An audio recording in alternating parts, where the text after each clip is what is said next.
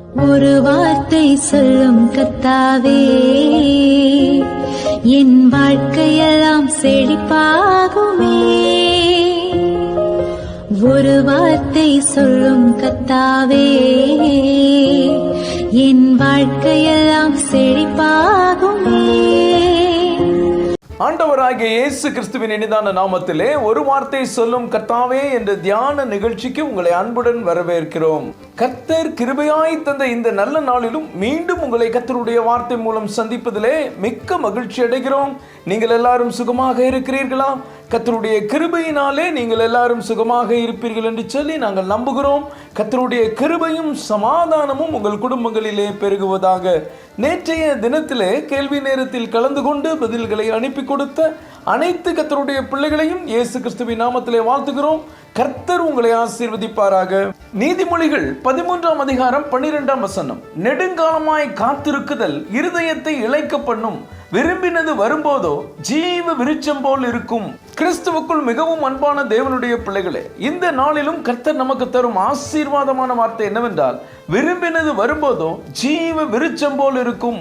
நீங்கள் நெடுங்காலமாய் ஏதோ ஒரு ஆசீர்வாதத்திற்காக காத்து கொண்டிருக்கிறீர்களா?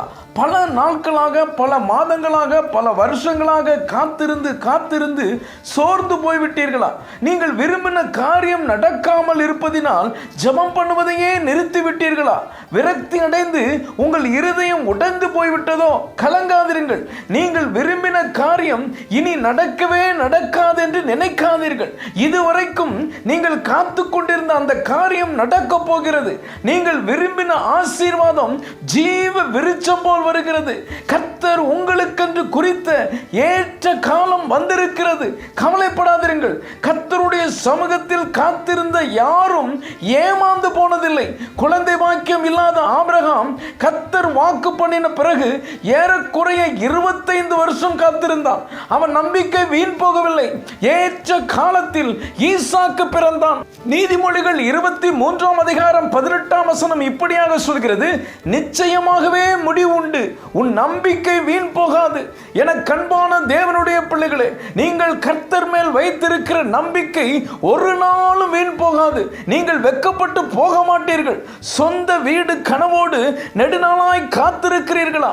வெளிநாட்டிற்கு சென்று வேலை பார்க்கும் கனவு வெகு காலமாய் உங்களுக்கு இருக்கிறதா? அரசு வேலை பெற பல வருஷங்களாக காத்திருக்கிறீர்களா? திருமணத்திற்காக, குழந்தை பாக்கியத்திற்காக, சரீர சுகத்திற்காக, இப்படி ஏதோ ஒரு காரியத்திற்காக வெகு காலமாய் காத்திருக்கிறீர்களா? கர்த்தர் இன்றைக்கு நீங்கள் விரும்பின ஆசீர்வாதத்தை தருகிறார்.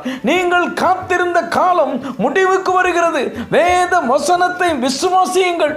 பரிசுத்த வேதாகமத்தில் காத்திருந்த தேவனுடைய பிள்ளைகள் அனைவரும் கர்த்தருடைய ஆசீர்வாதத்தை பெற்றுக் கொண்டிருக்கிறார்கள். யோசேப்பு ஏறக்குறைய 13 வருஷம் பொறுமையோடு காத்திருந்தான். ஏற்ற வேளையிலே கர்த்தர் அவனை மேன்மைப்படுத்தி உயர்த்தினார். அதுபோல நீங்கள் காத்திருந்த காலங்கள் உங்களுக்கு மேன்மையை கொண்டு வருகிறது. நீங்கள் கர்த்தருடைய ஆசீர்வாதத்தை பெற்றுக் கொள்ளுங்கள். யோவான் 5ஆம் அதிகாரம் 6-7 வசனங்களை நாம் வாசிப்போம். படுத்திருந்த அவனை இயேசு கண்டு, அவன் வெகு காலமாய் வியாதியஸ்தன் என்று அறிந்து அவனை நோக்கி, சொஸ்தமாக வேண்டும் என்று விரும்புகிறாயா என்று கேட்டார். அதற்கு வியாதியஸ்தன், ஆண்டவரே, தண்ணீர் கலக்கப்படும் போது என்னை குளத்தில் கொண்டு போய் விடுகிறதற்கு ஒருவரும் இல்லை. நான் போகிறதற்குள்ளே வேறொருவன் எனக்கு முந்தி இறங்கி விடுகிறான் என்றான். என கண்பான தேவனுடைய பிள்ளைகளே, இங்கே பெதஸ்தா குளத்தின் அருகே 38 வருஷமாய் வியாதியஸ்தனாய் இருக்கிற மனிதனை தேடி இயேசு கிறிஸ்து வருகிறார். அவன் வெகு காலமாய் சுகத்திற்காக காத்திருக்கிறான். சுகம் பெற விரும்புகிறாயா என்று ஆண்டவர் அவனை கேட்டபோது, தன்னை தேடி வந்திருப்பவர் யார் என்று தெரியாமல் குளத்தில் இறங்குவதையே சொல்லிக் கொண்டிருக்கிறார். இந்த வார்த்தைகளை கேட்டுக்கொண்டிருக்கும் அன்பு தேவனுடைய பிள்ளைகளே, இன்றைக்கு நீங்கள் வெகு காலமாய் காத்திருக்கிறதை கண்டு ஆண்டவர் இயேசு கிறிஸ்து உங்களிடத்தில் வந்திருக்கிறார். நீங்களும் அவனைப் போல இயேசுவை அறியாமல் வேறு ஒரு காரியத்தின் மீது உங்கள் நம்பிக்கையை வைத்து அதையே சொல்லிக் கொண்டிருக்கிறீர்களா? நீங்கள் விரும்பினது கிடைப்பதற்காக நீங்கள் நினைத்து போட்டு வைத்திருக்கிற திட்டத்தை தூக்கி எறியுங்கள். அந்த மனிதன் குளத்தில் இறங்காமலே அற்புதத்தை பெற்றுக்கொண்டது போல நீங்களும் விரும்பின ஆசீர்வாதத்தை, சுகத்தை பெற்றுக்கொள்வீர்கள். உங்களிடத்தில் வந்திருக்கிற கர்த்தரை மட்டும் அறிந்து கொள்ளுங்கள். நீங்கள் விரும்பின காரியம் ஜீவ விருட்சம் போல் வரும். ஜெபிப்போம். அன்பின் பரலோக பிதாவே, இந்த நல்ல நேரத்துக்காய் நன்றியோடு துதிக்கிறோம், ஸ்தோத்திரிக்கிறோம். நெடுங்காலமாய் காத்திருக்குதல் இருதயத்தை இழைக்க பண்ணும், விரும்பினது வரும்போதோ ஜீவ விருட்சம் போல் இருக்கும் என்று சொல்லி நீர் எங்களோடு பேசினதற்காக நன்றி தகப்பனே. வெகு காலமாக ஏதோ ஒரு ஆசீர்வாதத்திற்காக காத்திருக்கிற உடைய பிள்ளைகளுக்கு அவர்கள் விரும்பின காரியத்தை நீர் அருளி செய்கிறதற்காக ஸ்தோத்திரம். இயேசுவின் மூலம் ஜெபிக்கிறோம் நல்ல பிதாவே, ஆமென், ஆமென்.